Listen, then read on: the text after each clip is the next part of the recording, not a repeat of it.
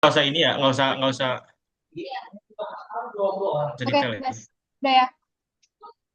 Oke. Ya, Assalamualaikum warahmatullahi kita record wabarakatuh. dulu. Udah, Pak. Udah. Udah ya, satu, dua, Oke. tiga. Assalamualaikum warahmatullahi wabarakatuh. Sebelumnya kami dari kelompok satu di sini kami akan mempresentasikan terkait final project yang kami mengangkat judul yaitu pemanfaatan name entity recognition untuk ekstraksi data pada CV mahasiswa. Nah, mungkin untuk anggota kelompok sendiri, ada saya sendiri, Michiko, dengan NRP terakhir 028, lalu ada Alif dengan NRP terakhir 007, lalu ada Aidin dengan NRP terakhir 025, lalu ada Razan dengan NRP terakhir 026. Baik, mungkin langsung saja. Mengapa sih kita mengambil judul untuk NER extraction pada CV untuk mahasiswa? Karena tantangan dalam prosesnya pendaftaran event-event mahasiswa sekarang. Jadi ada proses manual yang tidak efisien, jadi banyak sekali dalam kita ngecek CV itu banyak makan waktu, jadi nggak efisien. Lalu juga tingginya human error. Lalu juga ada format CV yang banyak yang tidak terstruktur. Lalu next ke tujuan dan manfaatnya. Untuk tujuan dari final project kami sendiri yaitu kami ingin mengembangkan sistem otomatis untuk ekstraksi informasi penting dari CV mahasiswa menggunakan NER. Lalu manfaatnya ada tiga yaitu bagi panitia, yaitu yang pastinya meningkatkan efisiensi dan akurasi dalam pengelolaan data pendaftar. Lalu bagi mahasiswanya memudahkan proses pendaftaran. Lalu untuk pengembang ini bisa menjadi acuan dalam pengembangan ekstraksi informasi berbasis AI. Oke. Untuk alur kerja dari penelitian kami, mungkin untuk startnya kami mengumpulkan data, lalu dari datanya itu kami anotasi data secara manual, lalu kami mastik, lalu kami latih di pseudo labeling, lalu evaluasi, lalu kami latih dengan questionnaire, lalu kalau emang hasilnya kurang baik nanti diulang lagi, lalu kalau emang hasilnya sudah baik kami gunakan sebagai fitur untuk LLM, lalu kita deploy modelnya, lalu ya seperti itu untuk alur kerjanya. Nah, untuk data preparation-nya, nah di anotasi datanya setelah input tadi kami menggunakan label studio untuk anotasinya, lalu kami konfigurasi labelingnya, lalu em, kita seret teksnya dan kita melabeli label yang sudah kita sesuaikan, lalu kita simpan, eh, kita submit anotasi tersebut, lalu kita ekspor ke JSON. Nah, mungkin seperti yang tadi saya sampaikan, ini untuk uh, label studionya. Nah, jadi untuk datanya sendiri, kami mengumpulkan data sebanyak 200 CV mentah, lalu itu yang dikumpulkan dari kegiatan mahasiswa dan juga perusahaan, lalu di 120 CV-nya kami pilih setelah proses pembersihan, lalu untuk anotasinya sendiri, seperti yang saya tadi sudah bilang, kami menggunakan label studio, lalu yang sudah dianotasi datanya, yaitu ada sejumlah 80. Nah, ini untuk 12 kategori entitas yang sudah kami identifikasi. Ya, mungkin bisa dibaca saja. Dan untuk next-nya, city masking yang akan dijelaskan oleh Razan. Oke, selanjutnya ada di CV masking. Jadi untuk alur kerja CV masking, pertama kita jelaskan tujuan kita dulu karena tujuan kita CV masking adalah untuk menjaga kerahasiaan dari CV-CV yang kita gunakan untuk model kita. Jadi untuk alur kerja seperti alur flowchart seperti input CV, lalu persiapan data, lalu kita siapkan data pengganti, lalu pilih satu CV dan urutkan anotasinya. Lalu kita akan melakukan loop, ambil anotasi berikutnya, dan kita akan ngecek apakah label data personal, nama, email, dan nomor handphone ada. Jika ada, maka dia akan uh, pindah ke eh, chart flow selanjutnya, yaitu mengganti dengan data yang sudah kita siapkan sebelumnya. Lalu setelah semuanya diganti, loop akan berjalan lagi dan menghasilkan file JSON baru. Oke, bisa lanjut. Nah, eh, kenapa kita pakai CV masking? Karena tujuan kita sebenarnya menjaga etika dan kerahasiaan data. Jadi karena banyaknya data-data sensitif yang ada di CV-CV tersebut seperti nama, nomor, dan email, kita menggunakan data-data samaran, data fiktif yang sudah kita persiapkan sekitar 100 lebih, nama, email, dan telepon. Untuk skill dan lain-lainnya seperti skill dan organization atau dan lain-lainnya itu tetap kita seperti awal dan tidak kita tidak kami ganti karena yang kami ganti hanya nama, nomor, dan email. Oke, selanjutnya. Oke, selanjutnya ada di proses pseudo labeling. Jadi di proses pseudo labeling ini pertama kita tuh ada model awal dasar yang sudah kita anotasi secara manual sebanyak 80 data. Nah, di situ tuh karena kurang kami akhirnya menambahkan dengan pseudo labeling. Nah, jadi yang model awal yang sudah di data manual kita berikan agar mereka dia itu bisa memprediksi hasil pseudo label. Nah, untuk hasilnya karena untuk meminimalisir error yang hasil dari pseudo labeling ini kita verifikasi lagi secara manual untuk meminimalisir. Nah, untuk proses flowchart seperti di atas, seperti sebelah ini bisa kita lihat. Pertama, kita muat model layar dasar, lalu kita siapkan dataset tidak berlabel yang masih belum dilabelin di Label Studio. Lalu kita iterasi setiap dokumen CV-nya, lalu lakukan prediksi entitas. Setelah itu hasilnya bakal di struktur JSON. Nah, kita akan iterasi terus sampai selesai, sampai tidak ada CV yang tersisa. Lalu semuanya akan eh, diekspor sebagai file JSON agar connect dengan eh, hasil dari hasil dari label studionya. Oke, lanjut. Oke, ini hasil evaluasi model kita sudah labeling untuk presisnya ada di 0,38, recall ada di 0,5, dan F1 score ada di 0,43. Eh tidak kita meninjau dan memperbaiki kembali di label studio. Oke, selanjutnya akan dijelaskan oleh Aidin.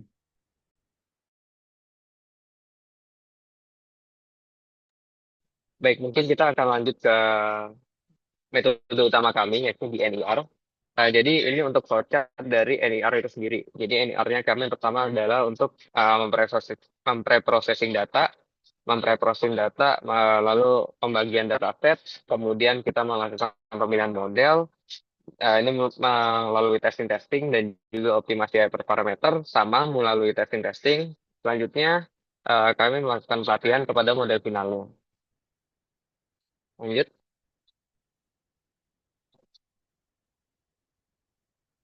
Oke, untuk proses pelatihan model utama atau ekspresinernya, yang pertama jelas kami melakukan pemrosesan data, data yang dibersihkan itu menghapus spasi exa. Jadi setelah hasil dari pembacaan PDF-nya itu ada beberapa yang masih ada spasi-spasi eksanya. Nah itu nanti kami lakukan penghapusan spasi-spasi itu, lalu juga mengubahnya ke dalam format biner atau .psd untuk bisa kami masukkan ke dalam model spesiesnya. Lalu selanjutnya adalah pembagian dataset. Ini umum 80% data latih, 20% data uji. Lalu yang selanjutnya ada optimasi hyperparameter menggunakan performance weight and bias untuk mencari konfigurasi terbaik menggunakan script dan untuk mencari F1 score tertinggi. Dan sebelumnya ini sebenarnya ada namanya pemilihan model. Kami juga mencoba testing ke beberapa model yang tersedia di Hugging Face dan kami melakukan testing di hyperparameter yang sama dan akan memilih model yang akan kami gunakan selanjutnya. Lalu pelatihan model final ada menggabungkan optimasi hyperparameter dan pemilihan model yang tadi. Selanjutnya. Oke, ini untuk testing evaluasi model, pemilihan model. Jadi kami menggunakan 3 model utama. Nah, ini yang pertama bed base, nah dari di Slim, lalu ada XLM orbit base, dan yang terakhir ada Degata base. Nah, di sini kami mendapatkan hasil yang berbeda dari masing-masing performa model dengan hyperparameter yang sama. Nah, untuk bed base, di sini mendapatkan nilai advance score paling rendah di 53%, SLM Roberta dengan nilai skor paling tinggi di 65%, dan Liberta yang mendapatkan skor di tengah-tengah 60%.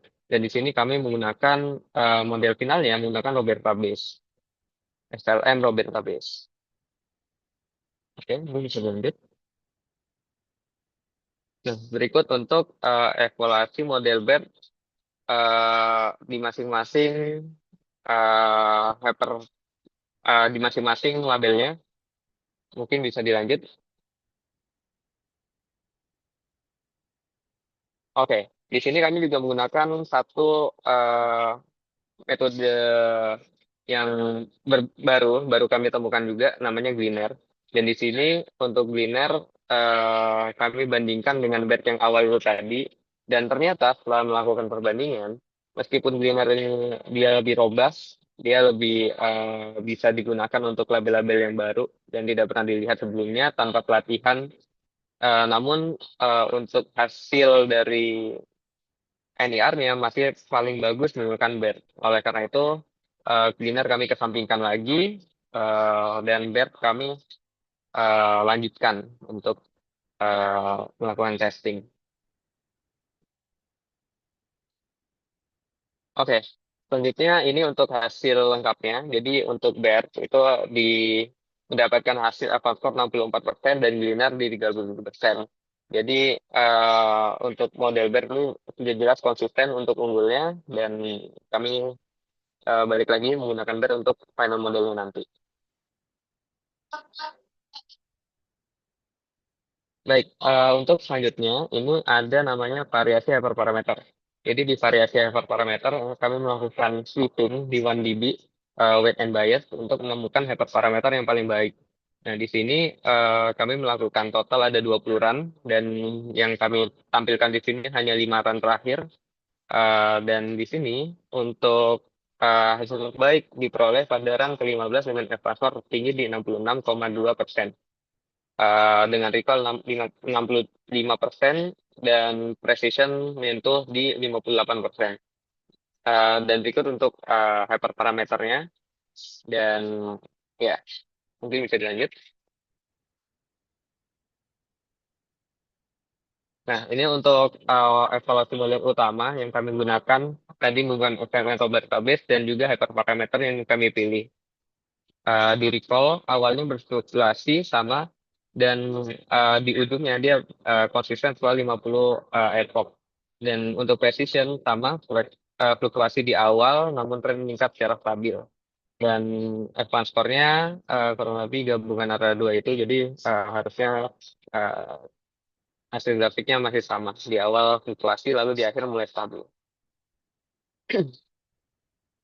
Baik, mungkin selanjutnya bisa dilanjutkan oleh Alif. Oke, selanjutnya adalah pengimplementasian LLM. Jadi buat flowchart sendiri, yang tadi kita mempersiapkan file deployment. Selanjutnya kita buat konfigurasi Hugging Face, lalu kita unggah semua di repository Hugging Face. Lalu nanti dari Hugging Face itu bakal instalasi dependensi otomatis, lalu diikuti dengan peluncuran platform dan lalu aplikasi siap digunakan. Mungkin next, Ciko. Nah, jadi ini adalah tujuan kita. Kenapa sih kita menggunakan LLM ya? Jadi tadi sempat yang disinggung sama Aidin, kita sudah menggunakan BERT sebagai model utama kita. Lalu hasil dari model NER kita ini kita akan berikan ke LLM supaya hasilnya itu lebih informatif. Seperti itu. Next. Nah, berikut ini adalah prompt untuk model LLM kita. Jadi di sini kita melakukan prompt kepada sistem supaya si sistem ini seakan-akan sebagai asisten recruitment AI seperti itu. Karena ya kita kembali lagi ke kebutuhan kita. Next. Nah, ini untuk fungsi utamanya. Oh ya, untuk model LLM yang kita gunakan, kita menggunakan Google Gemini 2,5 Flash Preview. Nah, di sini kenapa kita menggunakan ini? Karena kita sempat mencoba open router yang lain, namun hasilnya kurang informatif, kurang bagus seperti itu. Nah, di sini inti dari fungsi utama LLM ini sebenarnya nanti sistem dan user itu masing-masing akan memberikan dua input. Dari sistem akan diberikan input sebuah prompt dan apa posisi yang diinginkan user dan user akan memberikan input posisi yang user inginkan beserta hasil dari ekstraksi model NER seperti itu. Next. Nah, selanjutnya setelah mengimplementasikan LLM, nah kita melakukan deployment di Hugging Face. Langkahnya sama seperti yang tadi disebut di awal. Jadi semua file-file utama bakal dimasukkan ke repository Hugging Face yang dimana intinya itu ada tiga file utama. Yang pertama model kita, yang kedua ada recruitment.txt di mana itu isinya itu adalah library atau tools-tools yang kita gunakan. Lalu terakhir ada app.py. App.py itu isinya adalah kayak otak untuk mengeksekusi aplikasinya. Dan di Hugging Face ini kita menggunakan Gradio sebagai apa alat utama deployment kita seperti itu. Next. Nah, berikut inilah hasil dari deployment kita. Tampilannya sederhana, jadi di sini nanti user memberikan input berupa CV dalam bentuk PDF, lalu user juga menginput posisi pekerjaan atau jabatan yang diinginkan. Lalu nanti hasilnya seperti ini. Hasilnya akan AI itu AI dari kita, LLM kita akan memberikan suatu rangkuman tentang apakah si user ini cocok atau tidak seperti itu, beserta alasan-alasan kenapa dia cocok atau tidak. Nah, untuk melakukan demonya kita sudah deploy di Hugging Face dan bisa diakses oleh publik seperti yang tertera di link berikut. Nah, untuk kesimpulannya, jadi di sini kita berhasil membangun sistem net otomatis. Yang kedua, kita juga bisa membandingkan kinerja model. Tadi sempat kita bandingkan Glinier dan BERT, dan di sini terbukti kalau emang hasil model kita nih keseluruhan tuh bagus 64% dan menunjukkan performa yang sangat seimbang dan akurat di bagian entitas email dan nama. Lalu tadi metodologi teruji efektif kita membandingkan BERT dan Glinier dan juga kita menggunakan pendekatan pseudo labeling dan itu terbukti sangat efisien. Lalu yang terakhir hasil penelitian menjadi aplikasi fungsional yang tadi sempat disinggung karena kita tidak hanya melakukan di lokal, tapi kita sudah melakukan deployment di Hugging Face sehingga bisa diakses oleh publik seperti itu. Next. Nah, untuk sarannya, jadi mungkin ke depannya kita akan menggunakan dataset yang lebih luas dan bervariasi karena ya untuk saat ini kita terbatas di dataset. Lalu selanjutnya juga mungkin kita akan mengeksplorasi tentang relation extraction atau RE, yaitu proses mengidentifikasi hubungan antar entitas dalam teks. Next. Nah, selanjutnya juga kita akan meningkatkan evaluasi berdasarkan kategori entitas. Seperti yang tadi disinggung, entitas yang bagus itu baru name sama mail. Jadi ke depannya mungkin kita akan memperbagus entitas-entitas lainnya. Dengan begitu kita bisa mengetahui nih entitas mana yang paling sulit dideteksi dan pengembangan khusus bisa difokuskan pada bagian tersebut. Lalu peningkatan evaluasi untuk hasil LLM. Nah, dari hasil LLM kita bisa mengevaluasi nantinya terhadap kualitas saran yang dihasilkan LLM. Apakah itu ngawang atau tidak, kita bisa melakukan evaluasi lebih lanjut dari hasil LLM seperti itu. Ya, mungkin sekian presentasi dari kami. Mohon maaf bila ada salah kata atau kekurangan. Wassalamualaikum warahmatullahi wabarakatuh.